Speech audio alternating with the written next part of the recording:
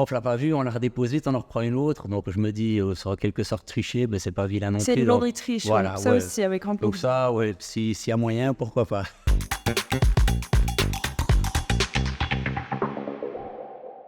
Étudier, vivre en côte, mais aussi travailler pour justement gagner sa vie durant la vie estudiantine, qui n'est pas toujours simple. Je suis Folias Listermans, kiné ostéopathe acupuncteur. J'ai fait mes études à la Haute École de la province de Liège. Et aujourd'hui, j'ai le plaisir de recevoir Yasmine pour justement m'expliquer comment se déroule la vie estudiantine au jour d'aujourd'hui. Yasmine, ça va? Bonjour Folia, ça va et toi? Ça va, super. Dis-moi, il paraît que tu fais des études de kiné? Ouais, c'est vrai. Là, je suis en 4e année de kiné à la VIB, du coup en néerlandais. Ok, super, donc bientôt fini. Bientôt fini, normalement, si tout se passe bien, dans 1 an et demi, ouais. Ah ouais, c'est bien. Et qu'est-ce qui t'a donné l'envie de faire la kiné? Bah, j'ai toujours voulu être dans tout ce qui est médical, etc. Mais je savais pas trop quoi choisir. Et puis, en 6e année, en dernière année de secondaire, je me suis blessée. Une entorse en plein match. Et du coup, j'ai eu mon premier contact avec des kinés. Et c'est là que je me suis dit, ok, en fait, c'est ça que je vais faire. Ok, tu t'es blessé. C'était quel sport que tu faisais? Basket. Basket. Ok, ben oui, c'était la cheville, je suppose. C'était la cheville. Voilà. Mais Yasmine, il y a un grille-pain ici. Je pense qu'il y a des questions dedans. On Ouais. pioche? Un pioche. Allez, c'est parti. T'es prête? Je suis prête. Alors, plutôt Erasmus ou stage? T'es justement en 4e. Bah, c'est drôle, je dirais le combo des deux. Je sais pas Ok. si j'ai le droit. J'ai fait des stages l'année passée à l'étranger. Du coup, je dirais Erasmus en stage Et t'étais parti où? à Paris. Ok, bah c'est pas mal. T'as pas eu trop de difficultés avec la langue, alors? Non, pas du tout. Et toi, tu choisirais quoi?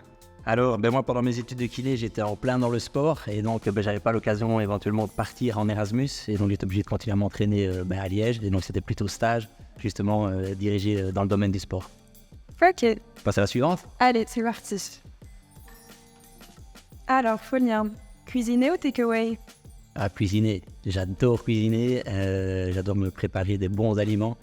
Bah, je pense que kiné, ça rime aussi avec une bonne santé en général. Et donc, ouais, j'adore cuisiner le soir, même si de temps en temps, on rentre très très tard dans ma vie estudiantine aussi. Mais ouais, plutôt cuisiner. Et toi? Bah, moi, je suis pas une très bonne élève, je dirais quand même takeaway. Ah ouais? Ouais. Allez, la suivante. La suivante, c'est parti. Alors, rater ou tricher? Non, raté. Rater? Ouais. En fait, c'est très simple. J'adorerais pouvoir tricher, mais je ne sais pas tricher. C'est aussi simple que ça. Je suis une grande stressée déjà de base. Et si je commence à avoir des petites fiches, le téléphone encore moins, c'est impossible. Je perds tous mes moyens. Donc, malheureusement, la vie a décidé que je ne puisse pas tricher par manque de talent. Donc voilà. À toi. Bah, moi, je dirais tricher alors. Hein. Ah ouais? Oh, mais oui. Enfin, ben oui. Pas nécessairement oui. Mais ça, je me rappelle de certaines anecdotes dans des oraux où on se dit, bah, tiens, il faut piocher. Et le prof se retourne et on se dit, zut, on a pioché. Et on voit éventuellement une question. On se dit, mince, je sais rien du tout. Le prof l'a pas vu, on l'a redéposé, on en reprend une autre. Donc je me dis, c'est en quelque sorte tricher, mais c'est pas vilain non C'est plus. une donc, longue triche. voilà, Ça ouais. aussi, avec grand Donc plaisir. ça, ouais, s'il y a moyen, pourquoi pas. Je l'avoue. Je suis coupable. C'est à moi? Hop là. Cantus ou soirée cheese and wine? C'est beau ça, Cantus. Il me semble que c'est les soirées dans les cercles où tout le monde est autour d'une table et commence à chanter en buvant énormément d'alcool. Ouais, non, ça je connais Non. pas du tout. Ça m'intéresse pas du tout. Plutôt le wine, un petit verre de Soirée vin, cheese and ouais, wine. tranquille à la maison, le petit Pareil. verre de vin rouge et relax. Ouais, moi c'est relax. En plus, j'adore le fromage, donc Je déteste, génial. je suis allergique. C'est vrai? C'est Ah impossible, non. c'est impossible, c'est on impossible. va pas s'entendre. Allez, à toi. Bon, on a fini les tartines là. Ah ouais, on a fini une tartine. La suivante, on passe au bleu. On passe au bleu. Alors, on va continuer la papote des étudiants. Rentrais-tu toujours chez toi le week-end? Alors moi, comme je suis pas en Corse, Ouais. mais je suis chez moi toute la semaine, tout le temps, toute l'année, vu que j'ai la chance du coup d'habiter à Bruxelles et d'étudier à Bruxelles. Et ouais, donc c'est quand même une chance parce que je n'ai pas de loyer à payer, etc. Et tu dis que tu es juste à côté en plus. Juste à côté. Bon, après, nous, on a 2 campus, mais même qu'un campus où je suis maintenant, c'est vraiment à 10 minutes. Ok. En transport en commun de porte à porte. 10 Ok. minutes, donc, Parce que moi j'étais aussi juste à côté de l'école et qu'est-ce que j'étais content de ne pas perdre du temps. J'en entendais certains qui me disaient qu'ils devaient marcher pendant une demi-heure ou prendre 2-3 bus pour venir à l'école. Exact. Et moi j'aurais pas été capable, je pense, de suivre le rythme que j'ai suivi si j'avais autant de trajets à faire. Donc je pense que c'est un avantage d'habiter Ouais, tout bien près sûr. de où on doit étudier. Si un prof absent ou pas, on peut aussi retourner à la maison et ça permet de vider la tête. Ouais, c'est ça. En plus, récemment, c'était la grève nationale. Et du coup, moi, j'ai eu la chance de pouvoir aller à l'école, mais c'était des cours obligatoires. Et si on n'était pas présent, on ne pouvait pas passer l'examen. Donc ça a été vraiment une source de stress pour pas mal de personnes qui habitaient plus loin, quoi. Et c'est vrai que moi, j'ai pas ce stress-là. Et tu vas comment, on y va à pied alors ou... Ben, ça va, une tram à moi roulait. Ouais. Mais oui, sinon, il y a toujours une solution. Il y a les trottinettes aussi. Il y a mes parents qui pourraient me déposer ou à pied. Donc c'est vraiment le dernier recours, mais ça aurait pu être à pied. Ok. Parce que moi, dès que j'ai pu, vers mes 16 ans, je pense que j'avais passé mon permis scooter Ouais. pour aussi être totalement indépendant. Me dire, le scooter, j'allais travailler un peu l'été pour m'en payer un. Et ça consomme presque pas d'essence. Et donc, j'étais tout le temps avec mon petit scooter, aller à gauche, à droite. Fallait juste faire attention de ne pas se le faire voler. Ça, c'est clair. Allez, ça va. Quelle a été ta plus mauvaise note à un examen? Ma plus mauvaise note. Ça, c'était une bonne anecdote aussi. Je pense que c'était un 2 sur 20. 2 sur 20 parce que c'était une matière qui était divisée en 2 examens. Un avant janvier, enfin un pour janvier, les examens à la période de janvier, et un pour juin. Et le prof avait fait une erreur. Parce que si en janvier on avait réussi, ça valait, je sais plus combien ça valait, cette note-là valait 70-80% de la note globale. Ok. Et il nous avait donné nos résultats. Et donc on savait, en faisant le ratio, dire tiens, si j'ai 0 sur 20 à la période de juin, c'est bon, j'ai quand même réussi, j'ai au-dessus de la moyenne. Ouais. Et je pense que je devais juste avoir 1 ou 2 sur 20 pour cet examen-là, pour pouvoir passer tranquillement. Et donc ça avait été assez facile. Et c'était réussi avec un 1 ou 2 sur 20. C'est pas brillant, mais c'était bon, ça passait. Ok. Ça, c'était... C'est une mauvaise note, mais tu pouvais te le permettre. Voilà, ça me faisait gagner du temps pour étudier à la C'est vrai. Et toi? Alors moi, malheureusement, c'était une mauvaise note, mais purement parce que je n'avais pas assez étudié. Il me semble que c'était à 20%. Pas combien? 20%. Ok.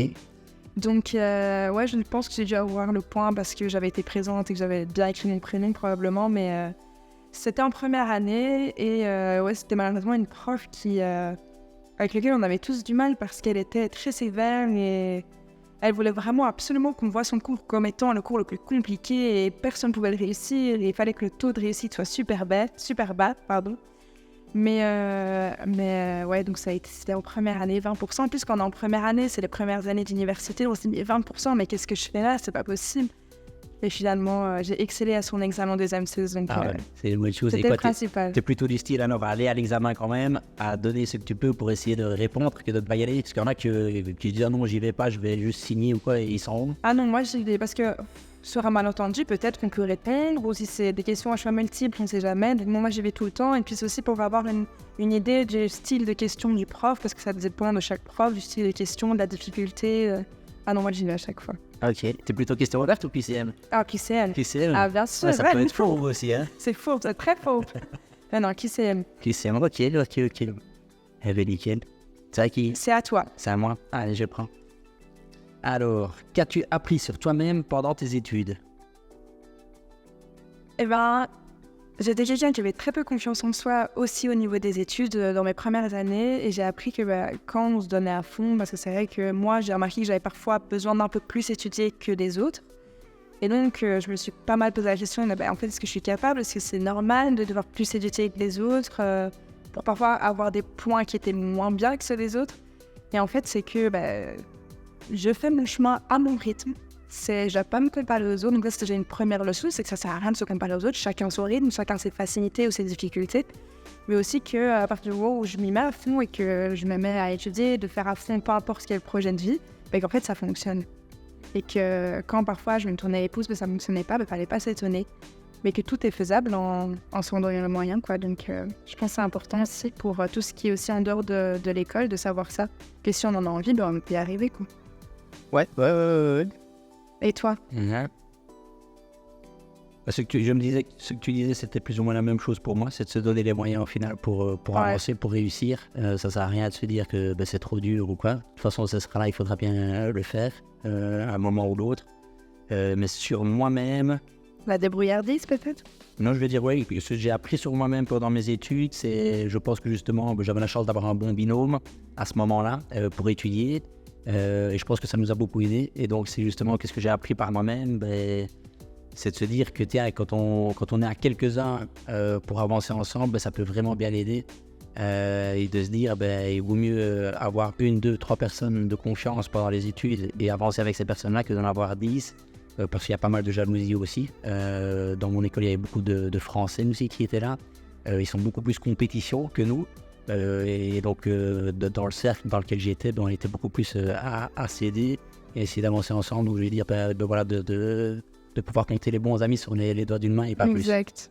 C'est vrai que l'importance de l'entourage est primordiale, je trouve, Ça aide, par les ça aide études, beaucoup. ouais. Ouais, tout seul, c'est beaucoup plus compliqué. Ouais, Il faut trouver les mots. exact.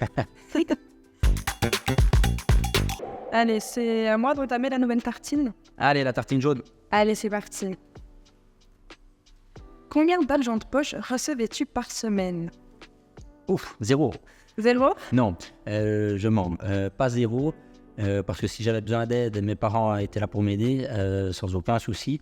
Si j'avais besoin de quelque chose d'important, on n'était pas du tout dépensiers dans la famille. Donc, si j'avais besoin de quelque chose, ils étaient là. Mais je ne recevais pas de l'argent d'office si j'en avais besoin. Et si je pouvais essayer de le gagner moi-même, à gauche, à droite, avec des petits jobs de temps en temps, j'allais le faire.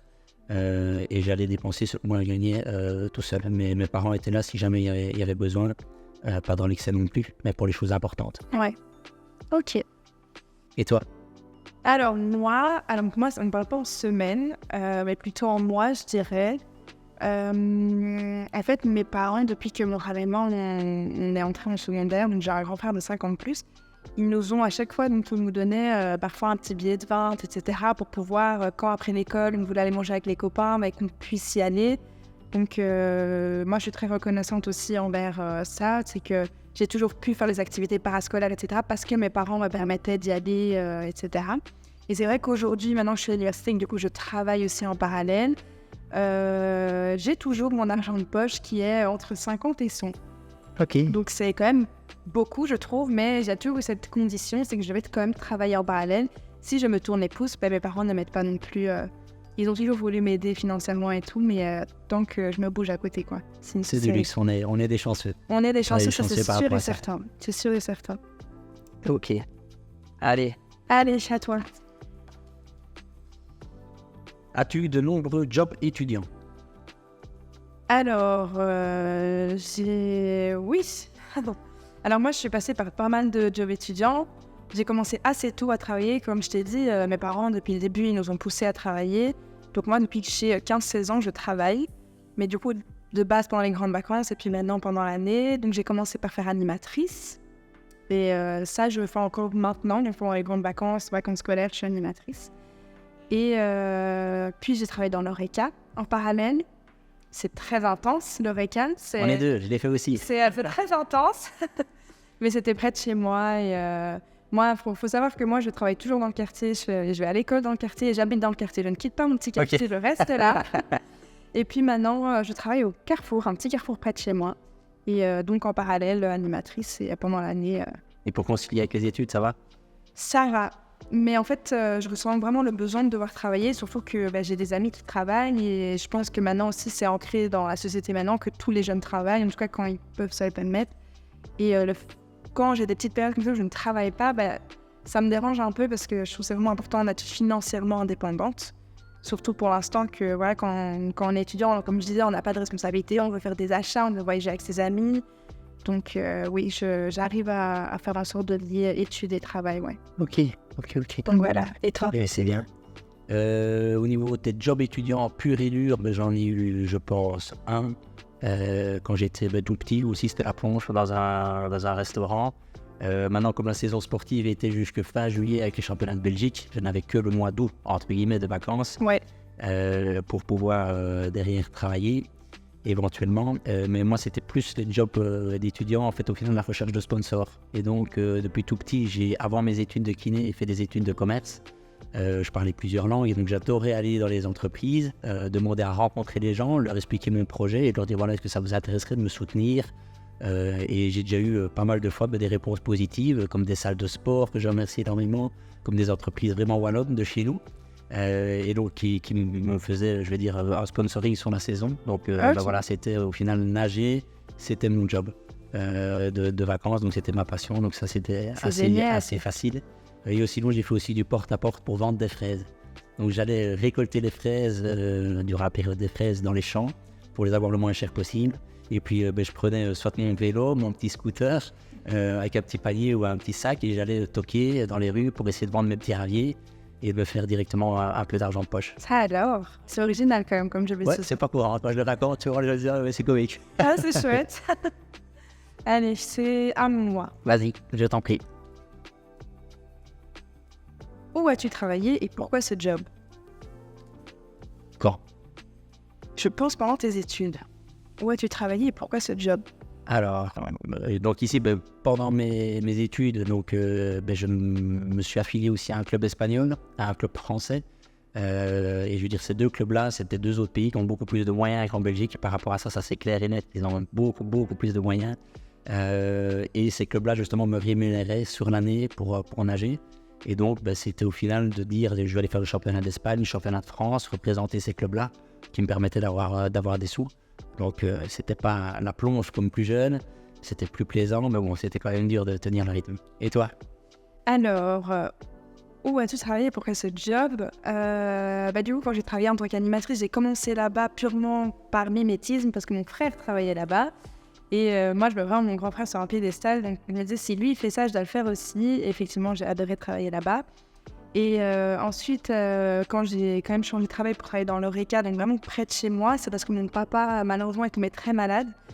Et du coup, c'était important pour moi d'être indépendante à 100% financièrement pour rien leur demander à mes parents pour voilà. Et puis, je voulais aussi être près de la maison pour, au cas où on m'appelait, etc., de pouvoir vite rentrer chez moi et d'être disponible.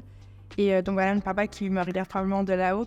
Mais, et puis maintenant, le Carrefour, parce que c'est près de chez moi et que j'ai voulu arrêter l'Oreca, parce que comme je l'ai dit, c'est très intense.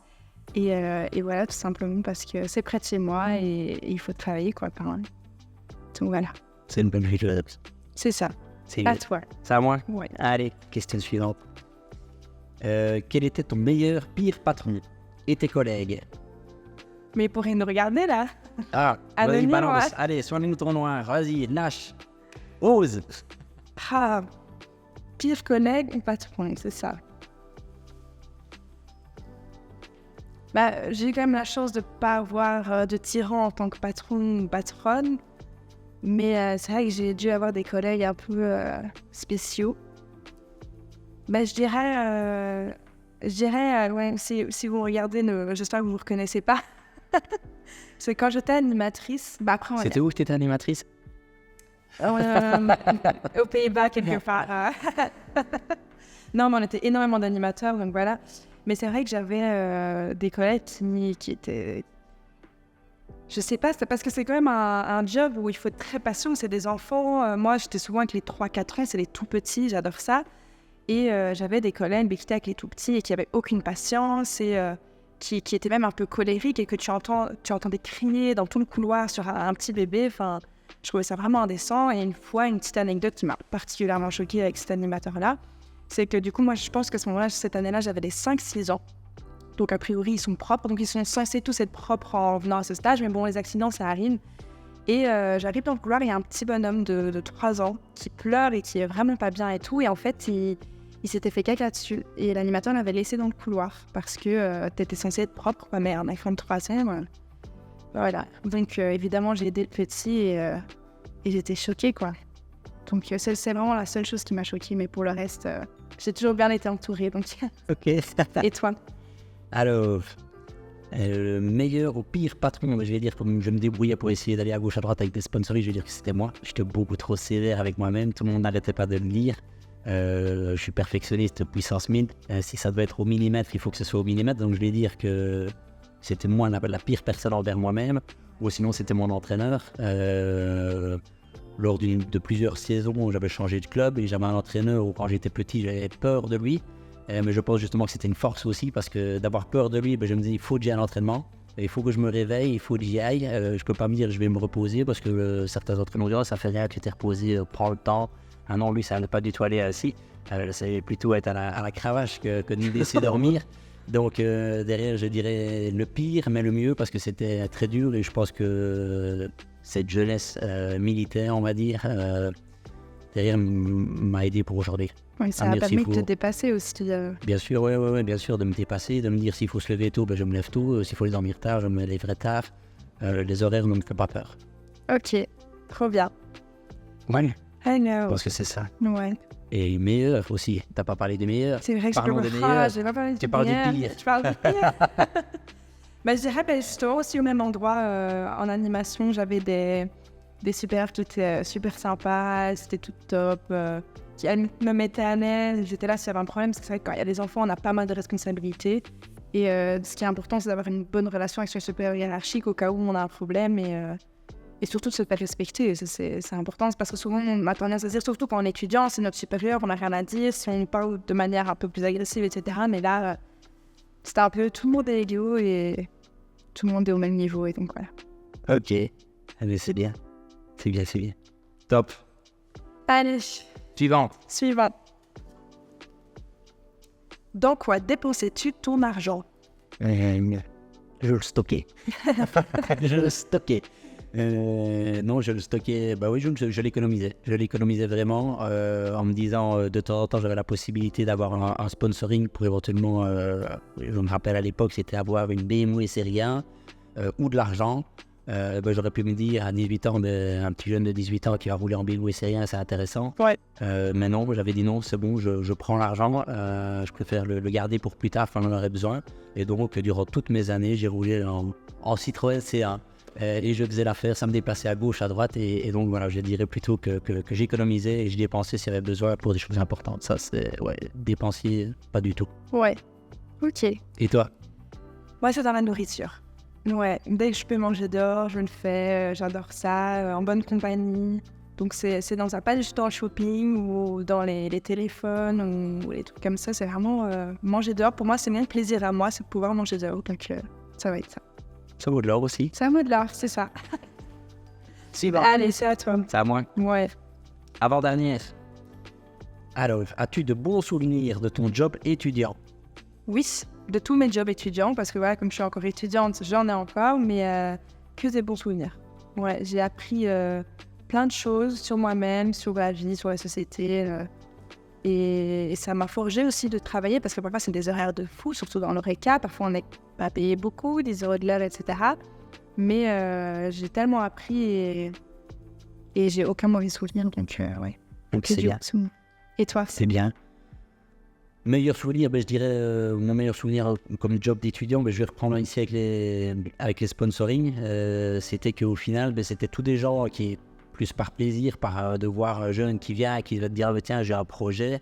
Ils m'ont aidé. Et mon plus beau souvenir, je pense, c'était après Koh-Lanta, de justement pouvoir leur retourner un appareil et de leur dire voilà, ici, il y a un peu plus de notoriété. Vous avez cru en moi à cette époque-là, vous m'avez aidé. Aujourd'hui, j'aimerais bien vous aider aussi, ou vous faire un retour d'image pour vous. Et je pense que ça a été un très beau souvenir parce que je remercie tellement les gens qui ont cru en moi à cette époque-là. Et quand je peux leur rendre, je le fais. Ah. C'est vrai que ça doit être chouette de pouvoir rendre à ceux qui nous ont donné. Oui. C'est une satisfaction personnelle aussi. Exactement. Donc c'est chouette. Exactement. Allez. Ça, c'est un beau souvenir. C'est à toi la dernière, vas-y. Allez, t'es prêt? Je sais pas sûr, t'es sûr. Attends, prends un peu. Allez. Respire. Suspense. Allez, vas-y, à la prends fin, il n'en restera qu'un. Un seul. C'est Qui, toi ou moi? Ton meilleur conseil pour les étudiants d'aujourd'hui? Alors, mon meilleur conseil, je pense, de dire de s'entourer de peu de monde durant les études, mais de bonnes personnes avec qui on peut avancer ensemble. Ça, c'est le premier des conseils. Mais le deuxième, c'est de se dire qu'on pourra profiter, mais encore plus tard, et de faire la fête, faire les baptêmes, c'est bien. Mais de se dire de ne pas avoir de seconde session et de pouvoir avoir tout l'été pour soi, je pense que c'est mieux. Les soirées, l'alcool, c'est chouette un temps, mais ça n'apporte rien. Et donc, il vaut mieux être focus et déterminé à se dire j'ai envie de réussir et de mettre tous les moyens de son côté et de s'entourer des bonnes personnes qui vont nous tirer vers le haut et pas vers le bas. Je note. Et toi, qu'est-ce que tu dirais qui est le plus important? Alors, mon meilleur conseil, je dirais celui qu'on m'a donné à moi, c'est d'essayer. On n'a rien à perdre à essayer. Inscrivez-vous, testez. Si c'est fait pour vous, vous le saurez directement. C'est pas parce que c'est trop difficile que c'est pas fait pour vous. Exactement. C'est vrai que parfois on a plus d'efforts à faire que les autres et c'est ok. C'est totalement ok d'avoir plus dur, de galérer peut-être un peu plus. C'est aussi ok d'avoir plus facile que les autres. C'est pas une honte d'être vif donc voilà. Mais c'est juste d'oser, d'essayer Et si ça marche pas, on réessaye, on change. C'est pas honteux aussi de s'être trompé la première année d'études et de faire quelque chose de rien à voir. Surtout que la première année est très très rare, donc il faut Oui, se c'est laisser ça, du temps. Ouais. exact. Donc ouais, c'est surtout pas se comparer, quoi. Non.